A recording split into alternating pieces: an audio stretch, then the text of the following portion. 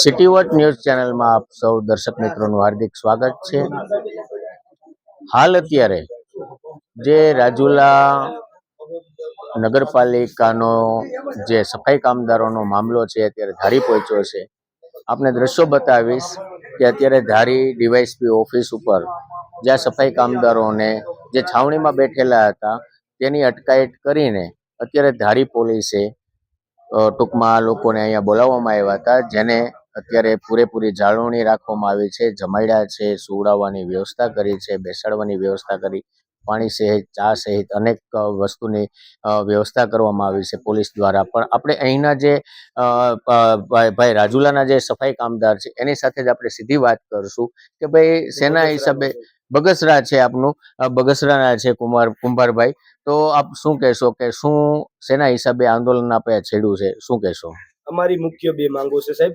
બે માંગમાં એક એવી માંગ છે કે જે 15 દિવસના વારા છે એમાં 120 સફાઈ કામદારો છે, એને 120 સફાઈ કામદારોને મહિના દિવસ કન્ટિન્યુ લેવામાં આવે અને 30 થી 35 વર્ષ આ રાજુલા નગરપાલિકાએ કાયમી કર્મચારી, કાયમી નોકરિયાત કોઈને કર્યા જ નથી, બરાબર છે?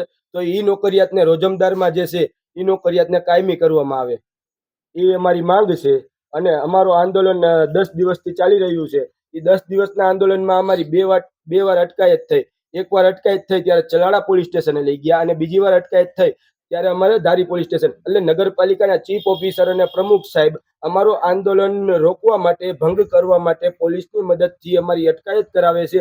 અને અત્યારે હાલમાં રાજુલા નગરપાલિકાએ પોલીસની મદદથી ચીફ ઓફિસર અને પ્રમુખ સાહેબે ત્યાં અમારા જે કઈ છાવણી હતી એમાં મંડપ નાખ્યો હતો, એ મંડપ પણ કઢાવી નાખ્યો। અને હાલમાં કાલની પરિસ્થિતિ એવી બની હતી કે અમારે છાવણીમાં બે બહેનોને તબિયત ખરાબ થઈ ગઈ હતી। હાલમાં ધારી પોલીસ સ્ટેશનમાં અમારે 3 કે 4 બહેનનો તબિયત ખરાબ થઈ ગઈ અને આ જે કઈ 10 દિવસ દરમિયાન 2-3 દિવસથી બહેનોએ ખાધું નથી, પીધું નથી અને આ સફાઈ માટે જે આંદોલન હાલે છે એમાં કોઈ પણ ને કાંઈ પણ થાય એના જવાબદાર પ્રમુખ અને ચીફ ઓફિસર રાજુલા નગરપાલિકા। આંદોલન ઉપર તમે કેટલા દિવસથી છો? આંદોલન ઉપર અમે અત્યારે 10 દિવસથી છીએ। તો પછી હવે તમારી માંગ શું છે? અમારી માંગ બે જ છે, એ સામાન્ય માંગ છે કે જે 15 દિવસના વારા છે એમાં 120 સફાઈ કામદારો છે, એ 120 સફાઈ કામદારોને છે ને મહિના દિવસ માટે કન્ટિન્યુ લેવામાં આવે।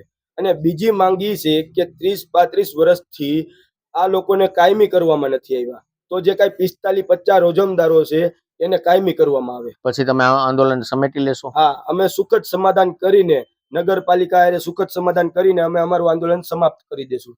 આ હતા બગસરાના જે કુંભારભાઈ જે આંદોલનની વાત કરી રહ્યા હતા, કેમ કે 120 જેટલા સફાઈ કામદારો છે તેને કાયમી નથી કરવામાં આવ્યા અને જે પ્રમુખ છે નગરપાલિકાના પ્રમુખ અને ચીફ ઓફિસર દ્વારા જે આડોડાઈ કરવામાં આવે છે એને માનો કે આને કાયમી કરવામાં નથી આવતા અને જે કોન્ટ્રાક્ટ બેઝ ઉપર અત્યારે લાવીને રાજુલાને સફાઈ કરવામાં આવે છે, જેના હિસાબે આ જે સફાઈ કામદારો વાલ્મીકી સમાજ છે એને અત્યારે આંદોલન છેડ્યું છે। કેમ કે આ સરકાર પાસે એક જ માંગ છે કે જેનો ધંધો છે તે છીનવાય નહીં, જેની રોજીરોટી છીનવાય નહીં, એના માટે ખરેખર સરકારે પણ ધ્યાન આપવું જોઈએ અને આ લોકોને પાછા કાયમી કરવા જોઈએ અને રોજીરોટી આની આપવી જોઈએ। Tinu Laliya, city watch news, ધારી।